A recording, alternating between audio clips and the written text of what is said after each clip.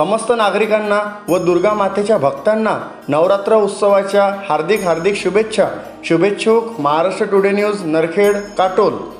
नवरात्रोत्सवाला सुरुवात, सर्वत्र उत्साह। सावरगाव नगरीमध्ये श्री गायत्री प्रज्ञापीठ येथे नवरात्र उत्सवाला सुरुवात झाली असून निर्धाराची प्रतीक असलेल्या देवीचा नवरात्रोत्सवाला गुरुवारपासून प्रारंभ झाला। दुर्गा माता की जय, जय अंबे माता की जय, गायत्री माता की जयच्या घोषात विविध दुर्गा उत्सव मंडळांनी दुर्गा मातेच्या मूर्तीची प्रतिष्ठापना करून नवरात्र उत्सवाला सुरुवात केली। महागाई असली तरीही भाविकांमध्ये गणेशोत्सवाप्रमाणेच उत्साह दिसून येत आहे। त्यानिमित्ताने घराघरात घटस्थापना, घट कलश आणि छोट्या मूर्तीची स्थापना करण्यात आली।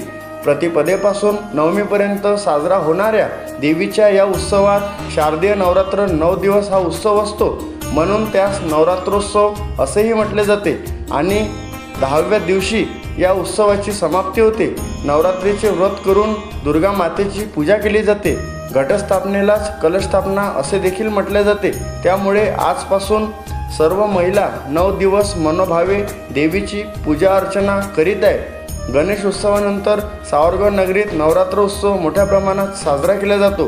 तसेच सर्वत्र देवीची पूजा आरती गरब्याचे आयोजन माननीय आमदार अनिल देशमुख यांच्याकडून बसस्टॉप सावरगाव येथे केले आहे। या सावरगाव नगरीत ठिकठिकाणी मंडळाच्या वतीने सुद्धा सांस्कृतिक कार्यक्रमाचे आयोजन केले जाते।